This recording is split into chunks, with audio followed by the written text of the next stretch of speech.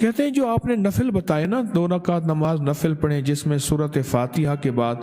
41 بار ربنا آتنا فی الدنیا حسنۃ وفی الآخرۃ حسنۃ وقنا عذاب النار، 41 دفعہ پہلی رکعت میں، 41 دفعہ دوسری رکعت میں، جہاں سورت ملاتے ہیں وہاں یہ پڑھ لیں، کیونکہ یہ آیت بھی ہے قرآن پاک کی اور دعا بھی ہے۔ کہا رزق کی کمی نہیں ہوئی۔ اگر کوئی بندہ چچڑا ہو گیا ہے، شوہر ہے، بیوی ہے، کوئی ہے، یا اس میں غصہ ہے، تو سورت طارق کی، سورت والسماء والطارق کی آخری آیت انہم یکیدون کیدا واکید کیدا فمہل الکافرین امہلہم رویدا، یہ دیکھ کے پڑھنی، یاد ہے تو یاد، صرف 25 بار،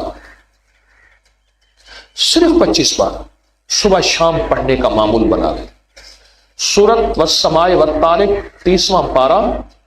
ٹھیک، آخری پارہ، اور اس کی آخری آیت۔ کہتے ہیں کوئی بندہ آخری مشکل میں پھنسا ہوا ہو نا،